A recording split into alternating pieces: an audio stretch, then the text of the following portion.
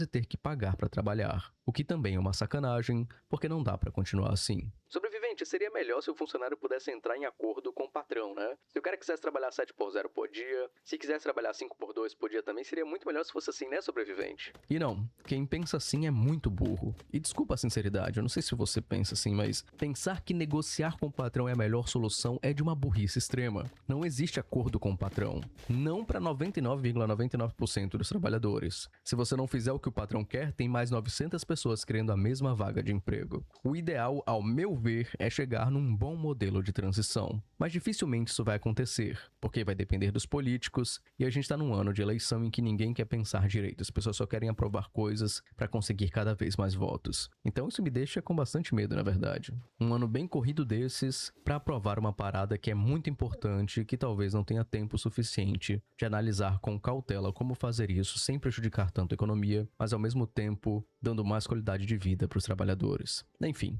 compartilhe esse vídeo com seu colega que está cansado de trabalhar na escala 6x1. Eu quero te convidar a conhecer o Sobrevivência, que é um canal que eu tenho de filosofia e saúde mental. Um canal que está bem adiantado já, eu acho que é a terceira semana de conteúdo, então te convido a conhecer o canal. O link está na descrição ou no comentário fixado. Ou você pode só pesquisar por Sobrevivência mesmo, separado aqui, que você encontra o canal. Eu quero agradecer também a galera que paga o meu salário, a galera que ajuda aqui financeiramente o canal. Muito obrigado ao Carne Roça, a Tossen, ao Jefferson. Por que o universo parece ser tão perfeitamente calibrado para a vida? No começo do século XX, nós descobrimos que o universo teve um começo, está tendo um meio e um dia vai ter um fim.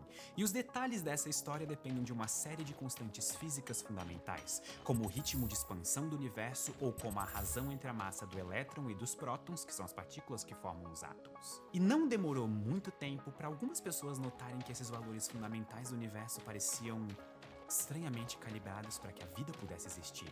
Ou, de forma menos ousada, se os parâmetros que determinam a história do universo fossem um pouco diferentes, estruturas complexas como galáxias, sistemas solares e vida não existiriam. Essa é a pergunta levantada no livro Cosmologia, do astrônomo Hermann Bond. Nesse livro ele apelidou isso de coincidências com números grandes. Os números grandes a que ele se refere são a idade e o ritmo de expansão do universo. Décadas depois, o astrônomo Brandon Carter leu o livro e ficou motivado a lançar um dos artigos mais polêmicos da história da física: Coincidências com grandes números e o princípio antrópico da cosmologia. Nesse artigo, Brandon fez o impensável e desafiou o princípio mais básico e antigo da ciência moderna, o princípio copernicano. O princípio copernicano nem sempre teve esse nome, mas a ideia está incrustada na ciência desde Isaac Newton. O princípio diz que a Terra não é especial, nós não somos o centro do universo, e não tem nada de tão especial sobre a Terra, sobre o Sol ou sobre nós, seres humanos. Talvez a maior vitória dessa ideia foi a unificação da astronomia e do estudo do movimento, graças à lei da gravitação universal de Isaac Newton. Newton mostrou que as leis que regem o movimento dos planetas e das estrelas são as mesmas leis que regem uma maçã caindo na Terra. E todo o avanço da ciência até a metade do século XX apontava para unificações similares. O Sol não é uma estrela especial, nem a nossa galáxia é muito diferente das outras. A humanidade poderia ter surgido em qualquer outro ponto do universo, e tudo pareceria basicamente igual para nós. Toda a física desenvolvida depois de Newton parecia concordar com o princípio copernicano, a ideia de que nós não somos especiais.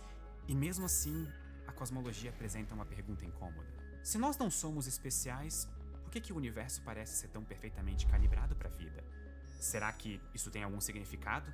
Ou será que isso tudo é uma grande coincidência? Nós vamos chamar esse problema de problema da calibração. E é para tentar responder o problema da calibração que o Brandon propôs as primeiras versões do princípio antrópico. Antes mesmo de explicar o que é o princípio antrópico, eu já tenho que explicar algumas polêmicas sobre ele. Eu disse que essa era a ideia mais polêmica da ciência e não foi à toa. A primeira crítica óbvia e imediata que eu preciso tirar do caminho é o nome: princípio antrópico. Péssimo! O termo antrópico significa em relação ao ser humano. Só que nas suas formulações mais úteis, o princípio não tem nada a ver com humanos especificamente. E na verdade, interpretar ele como sendo associado só com humanos não leva às versões mais interessantes do princípio antrópico. O princípio antrópico valeria igualmente para alienígenas, ele não se restringe apenas a humanos. Então o princípio é mais sobre por que o universo tem estruturas complexas, como galáxias e seres vivos, do que sobre humanos especificamente. Ok, agora que tiramos isso do caminho, o que é o princípio antrópico? Depende. E se você acha que eu estou te sacaneando tentando fazer o vídeo ficar mais longo de propósito, eu juro que não. Se eu quisesse ficar fazendo vocês perder tempo, era só começar a tocar Radiohead.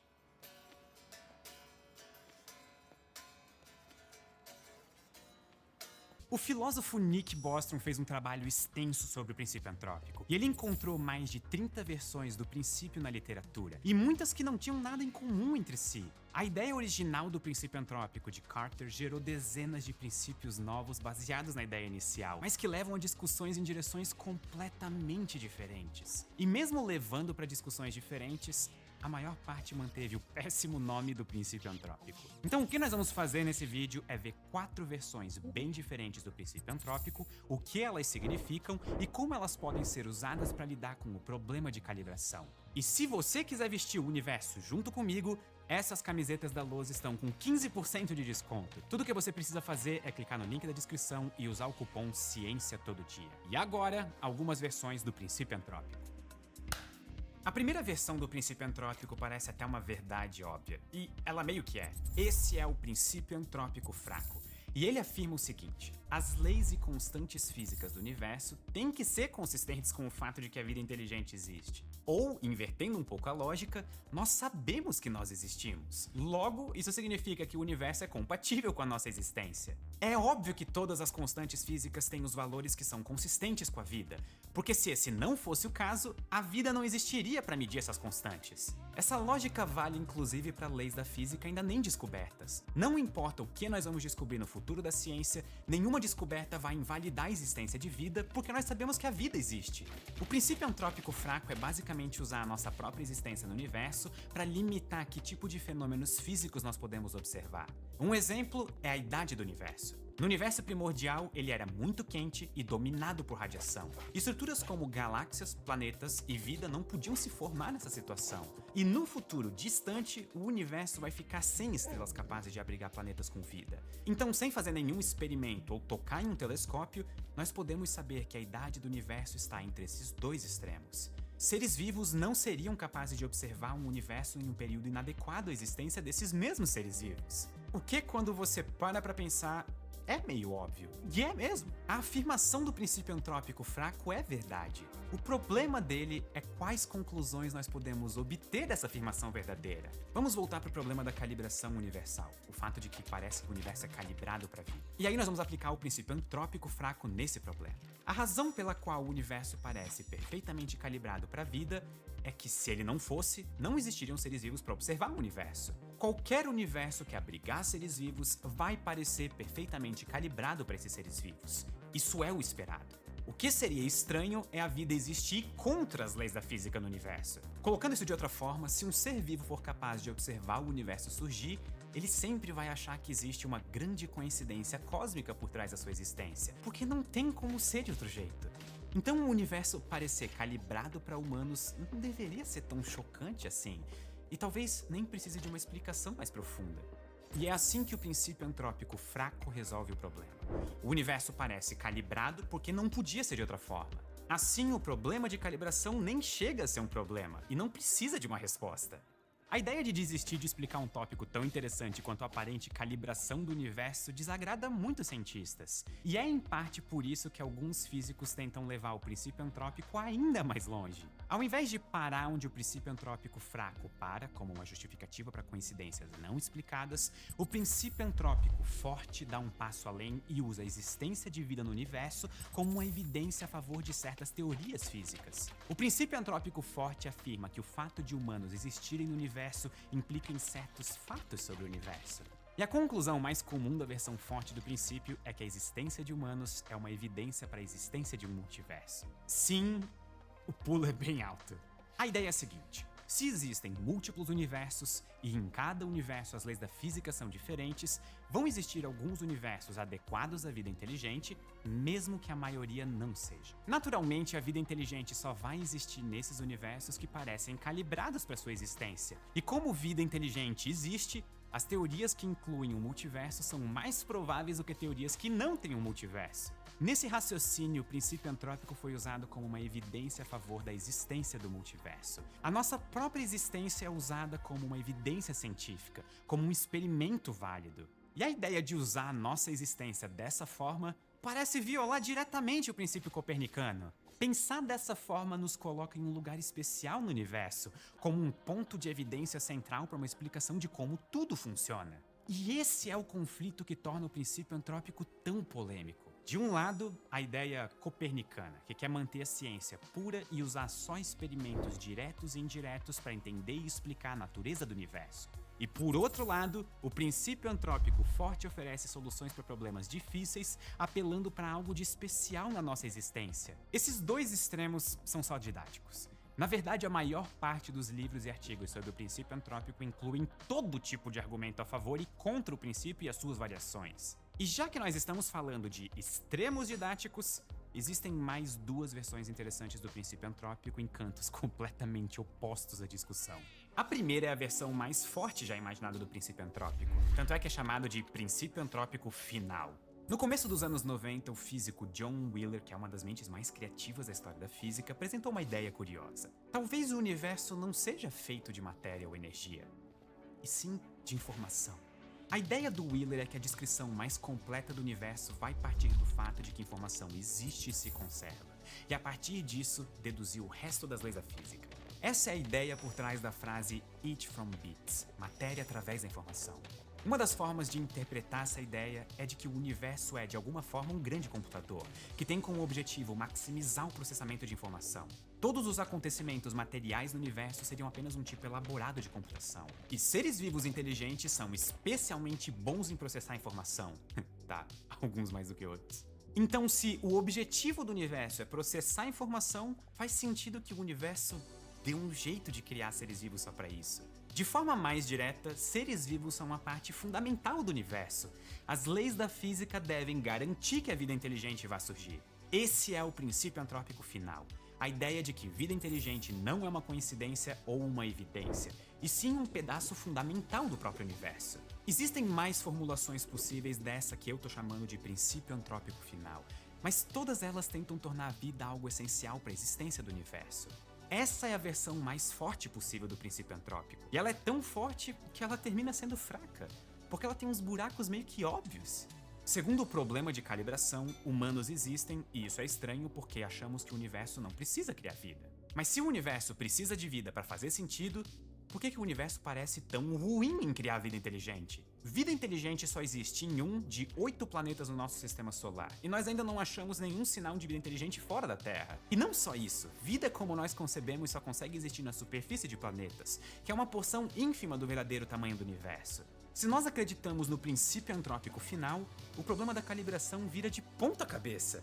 E agora parece estranho que o universo não é ainda mais amigável para a vida. Talvez o principal uso do princípio antrópico final seja justamente defender o princípio copernicano, mostrando quão estranho fica pensar no universo quando nós colocamos vida em um patamar especial em relação ao resto do universo. Por outro lado, o princípio antrópico fraco continua sendo verdade. Eu não sou um pedaço aleatório de matéria no universo. Eu sou um pedaço bem específico de matéria, estruturado de uma forma organizada e capaz de pensar. E as leis do universo precisam ser compatíveis com o fato de que eu existo nessa configuração de átomos e moléculas. Mas ao mesmo tempo, eu não acho uma boa ideia usar o fato de que eu existo como um elemento crucial de uma teoria científica. Eu não sou tão importante assim. E isso levanta a pergunta: tem como conciliar o princípio copernicano com a ideia de que o universo é estranhamente calibrado para a vida? É isso que Nick Bostrom tentou fazer com a sua versão do princípio antrópico, que ele chama de hipótese da autoamostragem. A ideia do Bostrom é uma combinação do princípio copernicano e do princípio antrópico. Aplicada à cosmologia, a hipótese de autoamostragem apresenta a seguinte ideia: a classe de seres vivos inteligentes é sim de alguma forma especial, porque ela representa um tipo bem único de coisa que existe no universo. Mas humanos em si não são especiais dentro dessa classe de possíveis seres vivos inteligentes. Por exemplo, imaginem um mundo hipotético no qual seres humanos evoluíram a partir de insetos, e outro no qual seres humanos evoluíram a partir de pássaros. Eu realmente espero que a gente voe nesse mundo. Ou ainda um outro universo no qual seres humanos só surgiram 10 bilhões de anos no futuro em relação à nossa linha do tempo. Do ponto de vista mais filosófico, todos esses mundos são basicamente a mesma coisa. Um lampejo de inteligência no meio do universo para entender o que está acontecendo ao seu redor. Humanos são uma das possibilidades. E o que é mais importante é o fato de que nós entendemos que nós existimos. Que nós podemos ver a nós mesmos e entender o quão estranho é existir. Por isso essa versão é conhecida como autoamostragem. Nós estamos tentando usar nós mesmos como uma fonte de informação sobre o universo. Então, enquanto nós estamos pensando sobre resultados de experimentos, é importante lembrar que sim, a nossa existência implica em certos fatos sobre o universo. O Bostrom, inclusive, até inclui uma fórmula matemática para avaliar como a nossa existência deve afetar a confiança que nós temos em certas hipóteses sobre o universo, como a hipótese de multiverso. Mas também é importante lembrar que um universo com humanos é só um de muitos possíveis universos hipotéticos com vida. E não podemos atribuir uma importância exagerada ao fato de nós existirmos. Nós precisamos achar esse equilíbrio entre entender as implicações da nossa existência sem atribuir importância demais a ela. A ideia do Bostrom não é dar uma resposta definitiva para o problema da calibração, e sim desenvolver uma forma mais séria e estruturada de pensar no princípio antrópico. E nisso Bostrom captura o porquê do princípio antrópico ser tão polêmico. Porque dependendo do que você já acredita, você chega a conclusões diferentes do que o princípio antrópico significa. O princípio antrópico é uma discussão em aberto sobre as implicações da nossa existência, e não uma solução para um problema científico específico. Um passo importante em avançar o conhecimento humano muitas vezes é desistir de uma resposta imediata, dar um passo para trás e pensar exatamente sobre o que nós estamos conversando. Mas para você, por que nós existimos?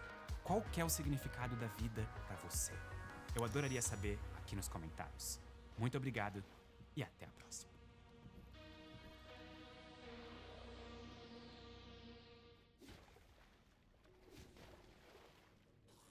O que você está vendo agora é um experimento que nós montamos para te ajudar a visualizar a relatividade geral. Se você quer entender de uma vez por todas como a relatividade geral de Einstein funciona, como o tempo e o espaço podem ser distorcidos, e quiser ver isso acontecendo, já clica no botão de curtir, porque esse vídeo deu muito trabalho. Mas agora deixa eu perguntar, qual é a pessoa mais inteligente da história, na sua opinião? Eu tenho certeza que alguns de vocês vão pensar em Albert Einstein. E sim, Einstein era extremamente inteligente. Mas mais do que isso, ele também era extremamente criativo. E a ideia desse vídeo é te ensinar a pensar como ele. Mas antes, um pouco de contexto para entendermos o porquê de Einstein ser considerado um dos maiores gênios da história.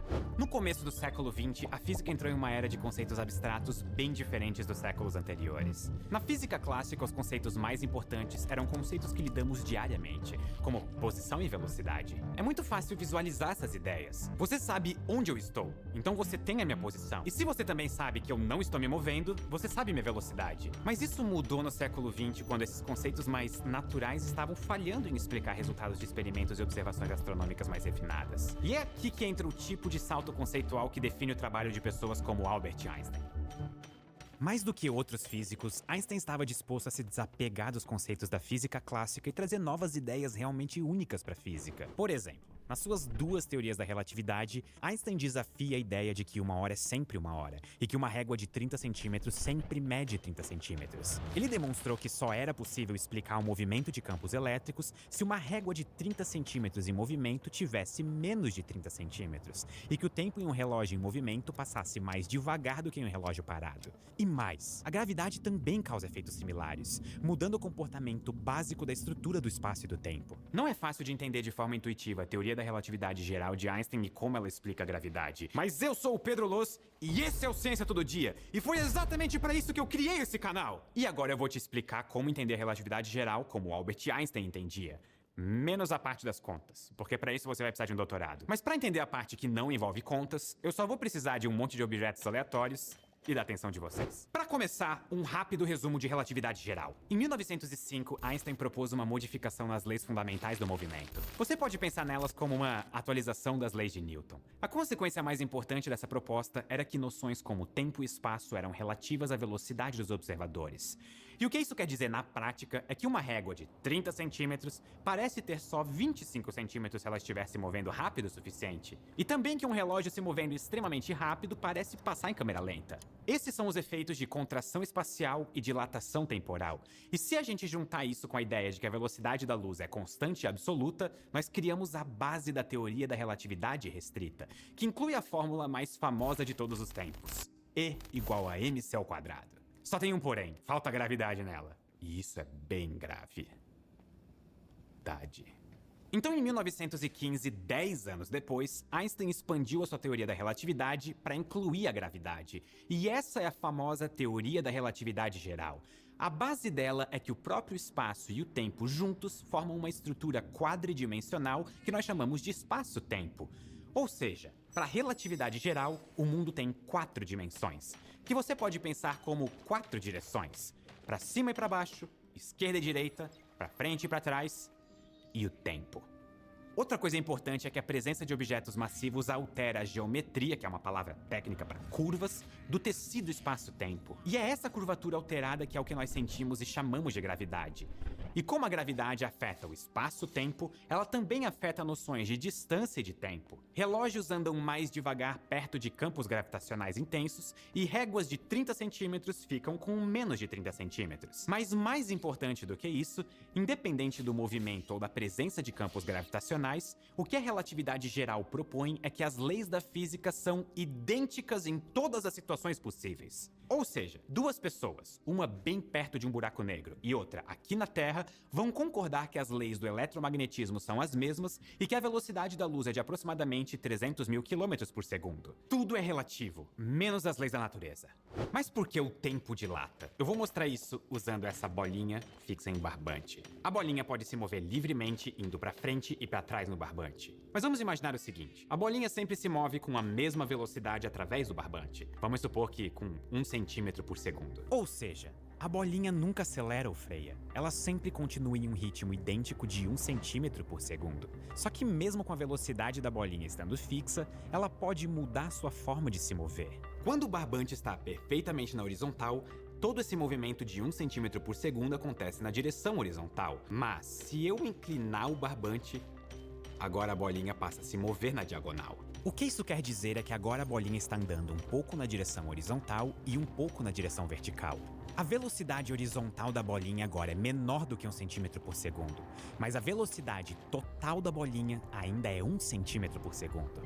O que aconteceu é que essa velocidade foi dividida em 2 direções de movimento. Tá, mas o que isso tem a ver com relógios e dilatação temporal? Tudo! Você é essa bolinha! Você sempre tem a mesma velocidade através das 4 dimensões do espaço-tempo. A sua velocidade quadridimensional é sempre a velocidade da luz. Sim, você está se movendo na velocidade da luz agora! Espera, como assim se eu tô parado?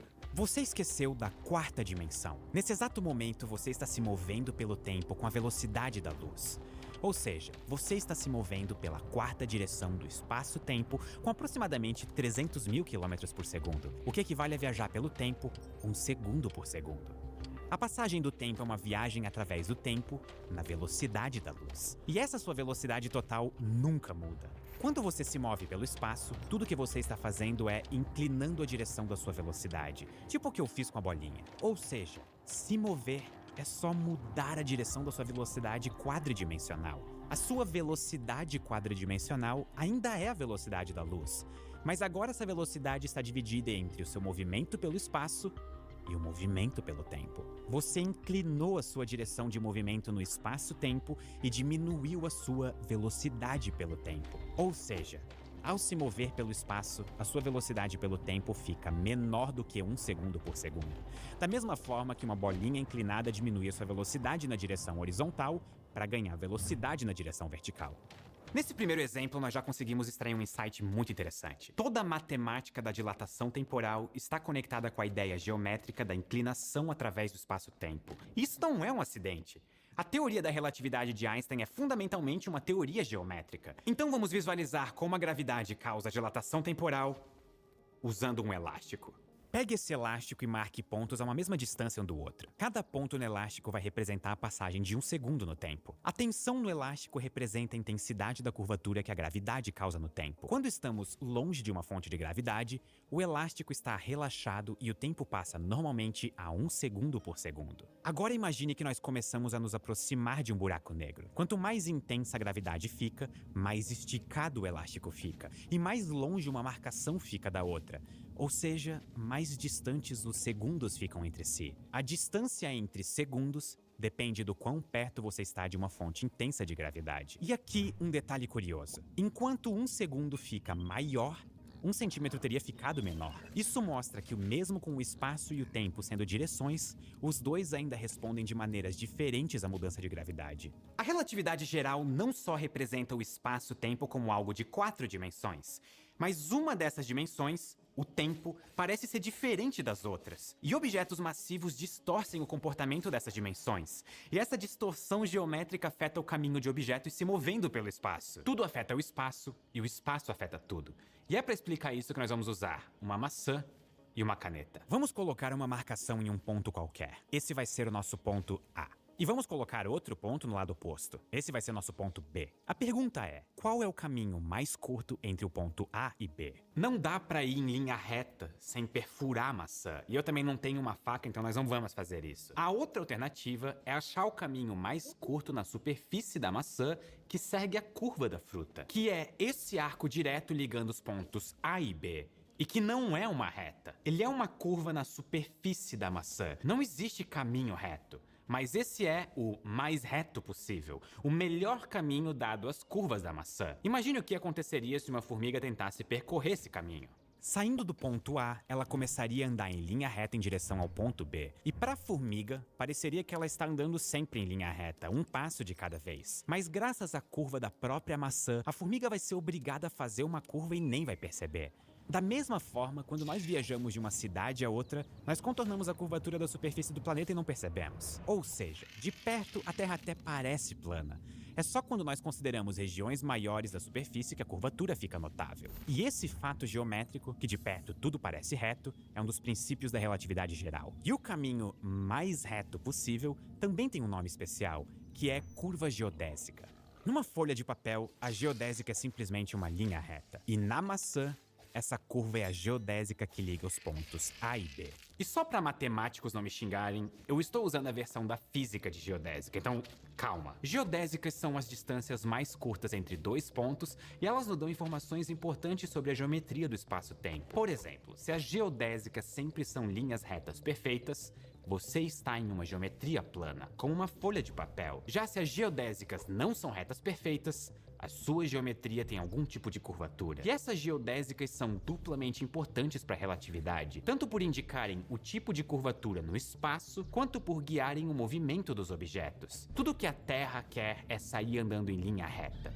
Mas no processo ela acaba circulando ao redor de um vale formado pela gravidade do Sol. Da mesma forma, o seu corpo quer seguir a geodésica que leva até o centro do planeta, mas o chão te impede de cair mais. As geodésicas são os caminhos naturais pelo espaço, o caminho que objetos tomam quando não tem nenhuma força além da gravidade envolvida. E nós podemos ver isso com um experimento bem clássico, e tudo que eu vou precisar é de um tecido.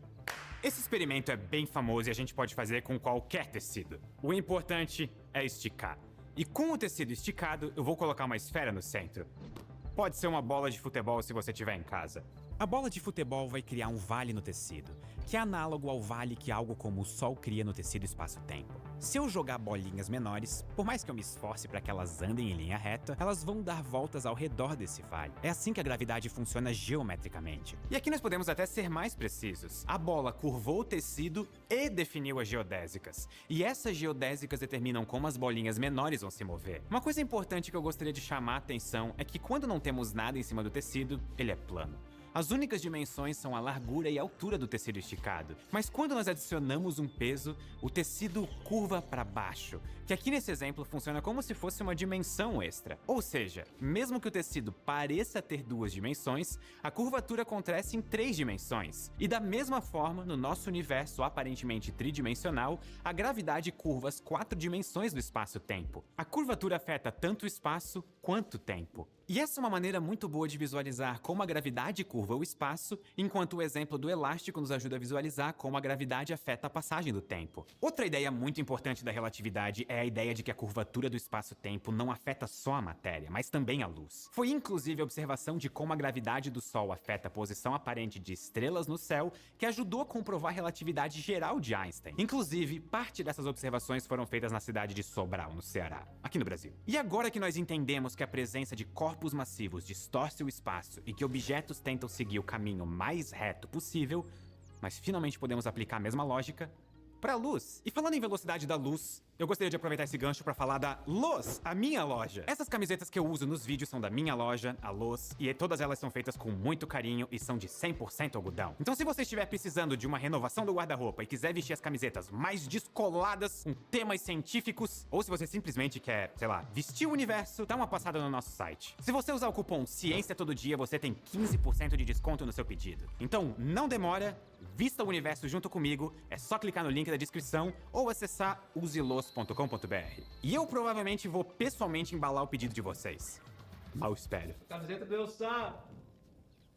Não! No espaço vazio, a luz se move em linha reta. Agora, quando um corpo massivo adiciona curvatura no espaço-tempo, a luz segue uma geodésica curvada. Toda essa descrição da geometria do espaço-tempo como um tecido está bem próxima do correto. Ela só ignora um detalhe que aparece em situações extremas. Além de se curvar, o espaço-tempo também pode se mover de forma significante. É como se o espaço-tempo fosse arrastado quando objetos pesados como buracos negros se movem por ele. E uma maneira boa de visualizar isso é imaginar que o espaço-tempo ao redor de um buraco negro está escorrendo para dentro dele, como se fosse a água caindo por um ralo. Inclusive, vocês sabem qual é a relação entre peixes e a luz caindo em um buraco negro? E não é uma piada.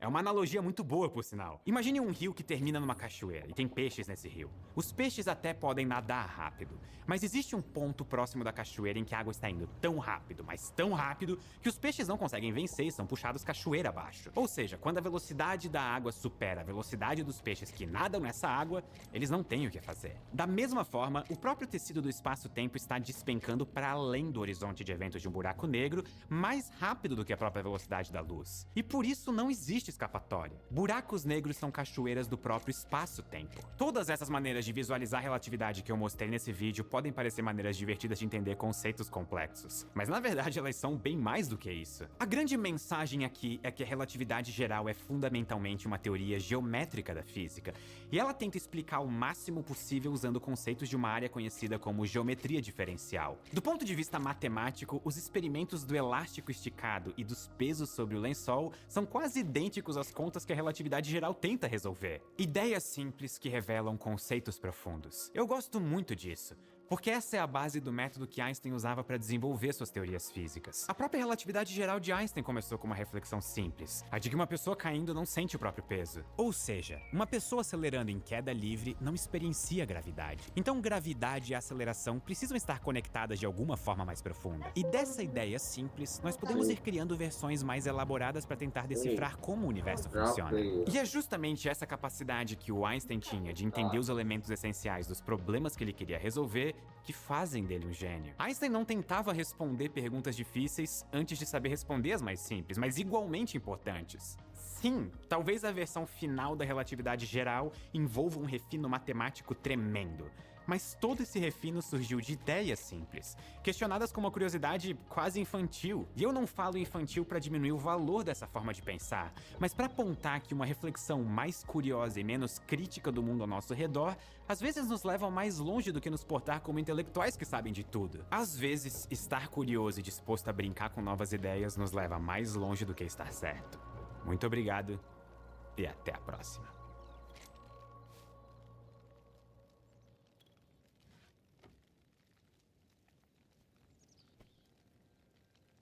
Seja muito bem-vindo a mais um episódio do Sobreviva ao Brasil. Eu sou sobrevivente e nesse vídeo eu quero te mostrar os 6 piores tipos de amigos que todo brasileiro deveria tomar cuidado. Eu fiz esse vídeo pensando exatamente em você, porque eu sei que se você for uma pessoa nova, ou até mesmo uma pessoa mais velha que é ingênua, você está próximo de muitos amigos que você pensa que são seus amigos, mas na verdade são pessoas que não querem te prejudicar diretamente, mas que podem destruir destruir qualquer possibilidade de sucesso que você venha ter aqui no Brasil. Agora eu quero deixar claro logo no início que esse vídeo não vai ser um vídeo óbvio. Não vai ser um vídeo que eu vou chegar aqui e falar: cuidado com o amigo falso, cuidado com o amigo talarico, cuidado com o amigo drogado e nem nada do tipo. Porque falar tudo isso é muito óbvio. E se for para ouvir obviedades, é melhor que você procure isso em outro canal, não é mesmo? Bom, nesse vídeo aqui, a ideia é te fazer abrir os olhos para amigos que você acha que são bons para você, mas que na verdade estão atrapalhando o seu sucesso aqui no Brasil, independente do que você considera sucesso. Além do mais, por favor, tenha bom senso. Não é para você seguir esse vídeo ao pé da letra. Se você tem algum amigo de longa data e você gosta desse amigo, não é preciso destruir uma amizade de anos por conta de um vídeo no YouTube.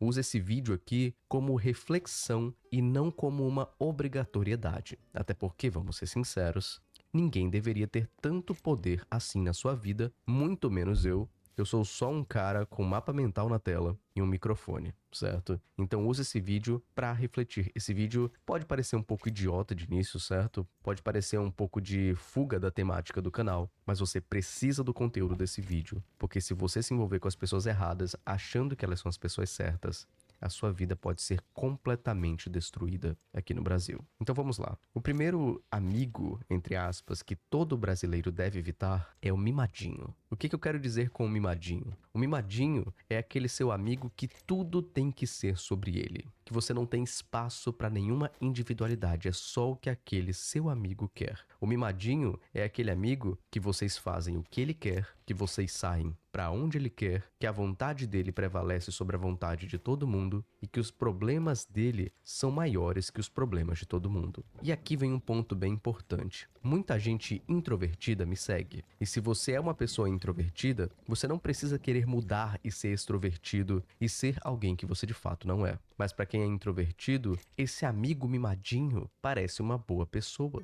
Por quê? Porque muitas vezes nós introvertidos, nós temos medo de nos expressar. A gente tem medo de dizer o que a gente quer, a gente tem medo de sugerir ideias, e quando tem alguém que faz tudo isso pela gente, a gente se sente em paz. O problema é que isso, além de aumentar a sua introversão, faz com que a outra pessoa tenha domínio sobre você. Você acha essa pessoa uma boa pessoa porque ela é a alma da festa, é ela que faz tudo ser animado, ou ele que faz tudo ser animado, mas ao mesmo tempo essa pessoa que pode ser um bom amigo, que fique claro isso aqui pra você, né? Detalhe, essa lista não vai ser feita de coisas óbvias, de aquele amigo falso, aquele amigo ruim. Eu quero que você reflita sobre a qualidade das relações que você tem. Então, ao mesmo tempo que essa pessoa pode te ajudar a se soltar, a se expressar, a fazer coisas que você nunca fez antes, essa mesma pessoa pode te impedir de expressar as suas vontades. Por isso, você tem que avaliar. Você tem um amigo extrovertido ou tudo que você tem é um amigo mimadinho que quer que tudo seja sobre ele? Porque só fazer o que o seu amigo quer, só ir onde o seu amigo quer, só se divertir com o que o seu amigo quer se divertir, vai te adoecer sem você perceber. Porque você vai ficando sem voz. Porque você segue o líder do bando, esse seu colega, só que se esse líder do bando não te dá a oportunidade de escolher as coisas, ele é um líder terrível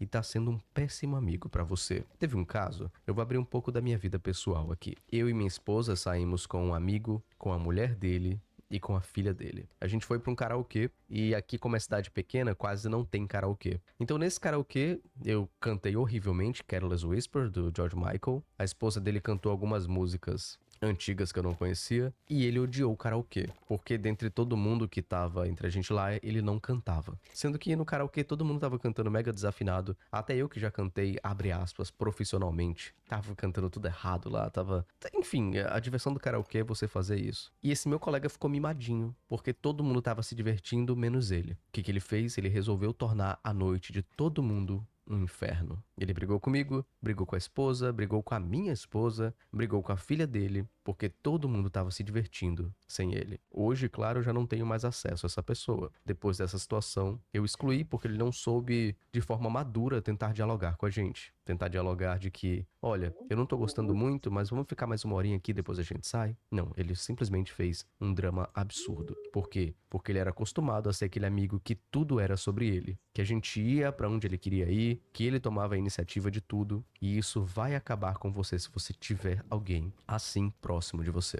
tá? Então toma bastante cuidado com esse tipo de pessoa. O segundo tipo de amigo que você deveria evitar aqui no Brasil é o Thomas Shelby. Como assim, sobrevivente? Quer dizer que se o Cillian Murphy, que é o ator que faz o Thomas Shelby, vier se aproximar de mim, eu tenho que dar um toco nele? Não. O amigo Thomas Shelby é aquele amigo que sempre fica de brincadeirinha tentando diminuir a sua masculinidade. É aquele seu amigo que fica com os comentários assim: ah, a mulherzinha já vai chorar.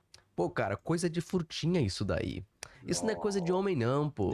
Pô, tu não tem uma giromba imensa que nem a minha. Eu lembro que eu tava, acho que no ensino fundamental, no final do ensino fundamental, quase indo pro médio. Tinha um amigo meu, vamos chamar ele aqui de Júlio, tá? E o Júlio virou pra mim assim, sem contexto nenhum, e falou desse jeito: sobrevivente, você nunca vai fazer uma mulher gemer como eu faço. E eu fiquei tipo, tá bom. Tranquilo, então. E eu fiquei pensando, cara, por que ele fez essa afirmação? Por que ele agiu dessa forma? Por que ele foi tão idiota ao ponto de, sem contexto, falar uma parada dessa? Anos depois, eu me dei conta de que isso acontece porque homens são bem inseguros. Todos os homens. Você que é homem, você é inseguro. Assim como você que é mulher que tá escutando esse vídeo também é insegura. Mas nós homens, diferente das mulheres, a gente tende muito a pagar de macho. A gente quer muito provar pro outro que a gente é macho. Só que quando a gente não se sente macho o suficiente, a gente tenta mexer com a masculinidade de outros homens pra se sentir bem. Sim, tem gente que é assim. Normalmente o seu amigo que quer dar uma de Thomas Shelby, ele é completamente inseguro. Mas ele tenta passar a imagem pra você de que ele é o cara que domina tudo, o cara que faz as mulheres irem à loucura. Ele fica tirando sarro com você como se você fosse gay, por exemplo, ou como se você fosse afeminado. Mas é justamente o fato dele se sentir mal que faz ele agir assim. E sem sacanagem, isso é bem comum de homens gays fazerem quando eles não suportam que são gays. Quando os caras não saíram do armário, eles tentam diminuir outros homens, chamando de mulherzinha ou outra coisa, porque eles não aceitam isso neles mesmos. Aqui, por exemplo, isso foi postado no sub de desabafos no Reddit. Acabei de descobrir que os caras que faziam bullying comigo me chamando de gay se tornaram gays. Uma risada imensa aqui, né? Meu pai. Não tô acreditando até agora. Sempre fui o menos masculino do grupo. Acho que por ter sido criado por mulheres e por ser muito mimado quando criança, sofri bullying por uma certa porção de caras que falavam que eu tinha jeito de gay. Vazou um vídeo de um desses que me zoava fazendo ploc-ploc com 2 caras. PQP. Agora qualquer cara machão que eu ver, vou começar a desconfiar da sexualidade. E eu acabo pensando assim também. Todo mundo que tenta provar que é hétero demais, que é macho demais, que você é feminino demais, é um cara que tem inseguranças tão profundas que pode, inclusive, dizer algo sobre a sexualidade dele. A gente vai ver os comentários aqui pra rir um pouco. Talvez eles te chamavam de gay na esperança de você confirmar que era realmente gay pra eles poderem flertar com você. Essa é a regra. Quem desdenha quer comprar. Nunca ouvi falar sobre essa regra, mas enfim, gostei. Outro depoimento aqui. Estudei com um sujeito na faculdade, era o rapaz mais machista e puto que eu tinha conhecido em toda a minha vida. Se assumiu trans depois de alguns anos. E pra gente finalizar essa parte aqui, uma amiga minha psicóloga me explicou um dia que tem um fenômeno psicológico onde uma pessoa que é gay pode entrar em uma negação e passa a agredir quem é gay. Isso como forma de negar a própria sexualidade. Lendo o seu relato, me pareceu que é esse o caso. Enfim, toma muito cuidado com o amigo Thomas Shelby, com o amigo que tenta pagar de macho alfa. Não estou dizendo que ele é gay, certo? Mas você não merece ter por perto alguém que, mesmo na brincadeira, fica diminuindo a sua masculinidade ou fica diminuindo você. O terceiro amigo que todo brasileiro deveria evitar ter aqui no Brasil é o bostileiro. E sim, eu sei que tem gente aqui nesse canal que não gosta do termo bostil, que não gosta do termo bostileiro, que não gosta desses termos que menosprezam ou diminuem o Brasil. Só que aqui mesmo nesse canal, a gente critica muitos tipos de brasileiros, os famosos bostileiros. Bostileiros, por exemplo, é gente que escuta som alto, é gente que escuta músicas que são um verdadeiro atentado ao pudor, eu escrevi ao poder aqui, é gente que empina moto, é gente que trai a mulher, é basicamente o brasileiro mal educado. E é muito fácil encontrar um bostileiro porque ele é a maioria. Tem muito mais bostileiro do que brasileiros, se a gente for parar pra pensar assim. E muitas vezes a gente se aproxima dessas pessoas porque elas são legais. Elas são realmente legais. Elas podem ser boas pessoas. Não é porque alguém escuta funk que necessariamente essa pessoa é terrível. Não é porque alguém escuta som alto que essa pessoa é uma desgraçada. Não é porque alguém empina moto que automaticamente essa pessoa não tem valor nenhum social ou algo parecido. Já a gente que trai a mulher, eu não tenho como defender, não.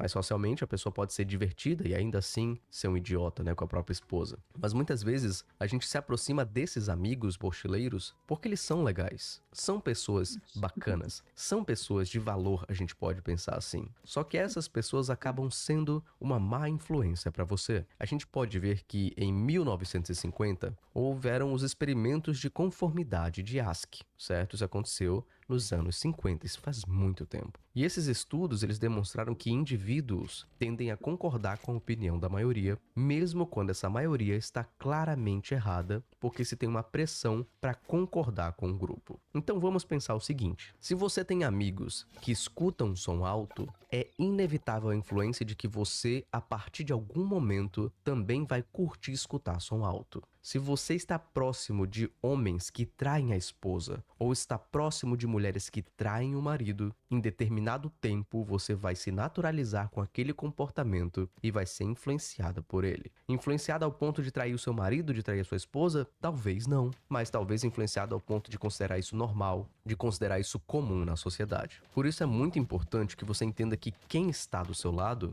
vai te influenciar, mesmo que você queira, mesmo que você não queira isso, certo? Então, o grupo que você faz parte, se você estiver andando com bochileiro, você é um bochileiro. Se você estiver andando com gente mal educada, você vai se tornar mal educado. Se você andar com gente que trai a própria mulher, você, se continuar sofrendo essa influência, vai trair quem você ama. Então, toma muito cuidado, porque esse tipo de amizade vai te afetar negativamente, vai te influenciar. Você não é mente forte como você pensa que é. O seu cérebro é só um cérebro de um animal que reage a estímulos. Mas como o haterzinho vai vir aqui falar bosta, né? Ah, um estudo de 1950 sobrevivente, né? Isso é muito antigo, blá blá blá blá blá blá. Tem um estudo aqui de 2009 feito pelo Christox e Fowler, né? Foram duas pessoas. Esse aqui, se eu não me engano, acho que é o Christox. E aqui, depois de 32 anos de pesquisa, 32 anos. Não é uma entrevista que eles fizeram, não. Esse aqui é um estudo longo.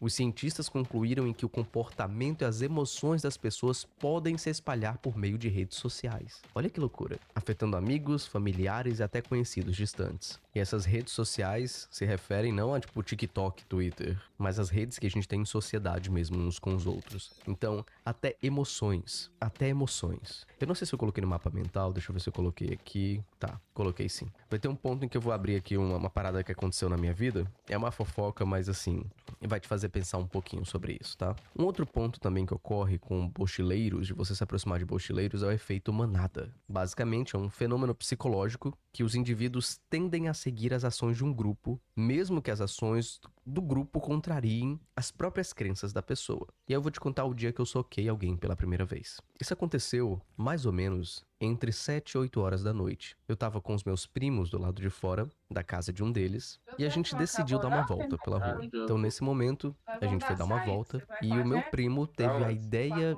brilhante de levar uma faca caso alguém fosse mexer com a gente. Esse primo era o mais alto que a gente tinha na família. O cara tinha quase 2 metros, só que aquele físico mais magro, né? Ele não era forte. Mas se achava o macho alfa, se achava o Thomas Shelby. Sei que a gente tava andando, era eu, esse meu primo e mais 2 outros primos, eram 4 homens no caso. 4 homens não, 4 crianças, né? Porque a gente devia ter uns